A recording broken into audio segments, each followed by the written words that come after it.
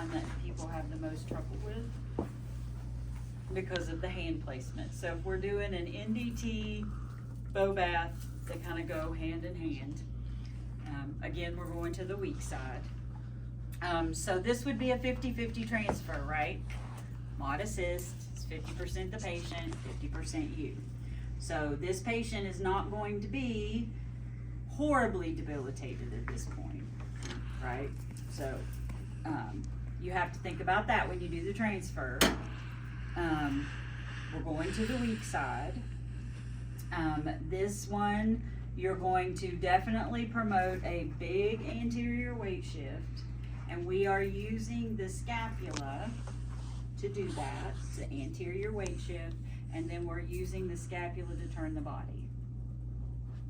So, all right, we're gonna, I'm gonna have you, and it's not quite a full stand, because if you are doing, you know, using the scapula as the therapist, then it's hard to get them to stand all the way up. So, I mean, I'll show you, but, so we're gonna, I'm gonna help you stand up, and then we'll turn and sit down in the chair, okay? So that's basically all of the cues I'm giving her, because I'm gonna let my hands do the talking, okay? So, when we get kind of this far, I'm just gonna stand to where if this knee buckles, I'm close enough to throw my knee in front of it to lock it, okay? So we're beyond this. We're not dependent, we're not max, we're mod, but this knee might be not super reliable yet at this point. So, nope, nope, Okay. don't resist me.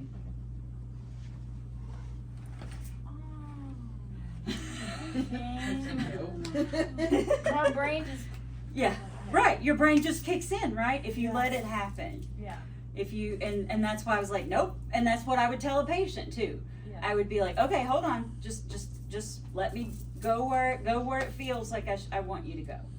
And that's exactly what I would tell a patient, because you're letting them, and it's about trunk, forward, it's about the anterior weight shift, but it's also about like trunk elongation, if you could feel that.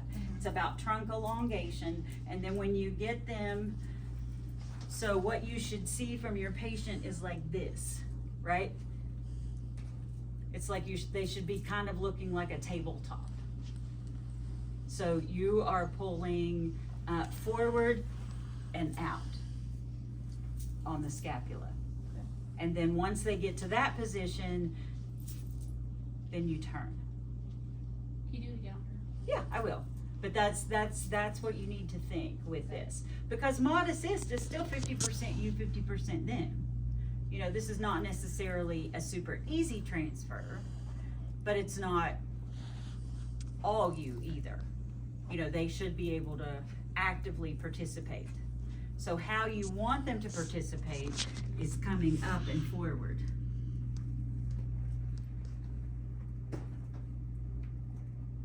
And then having the ability to help with the pivot when you do the driving with the scapula. But I mean, you did it naturally, right? Once I, yeah. So, you don't really want to be under the rib cage. That's not where you want to get. You really want to be on the scapula, on the back. And these shirts are horrible because they're so slick that my hands did slide. So I was a little around the sides more than I would like to be, because I can't truly get her scaps without my hands sliding off. So I will make that announcement that because of the shirt, my hands were a little farther over towards the side than they should be, so that I could actually do the transfer. Okay, so as you guys practice in open lab or whatever and you have t-shirts on, you should be able to see a big difference. Okay, all right, let's do it again. I didn't want to explain it to you first because I wanted you to feel it. Yeah. Yeah, so let's slow it down this time a little bit. So you're gonna get back here on the scapula. And you're going to bring them forward, but you're also gonna elongate the trunk.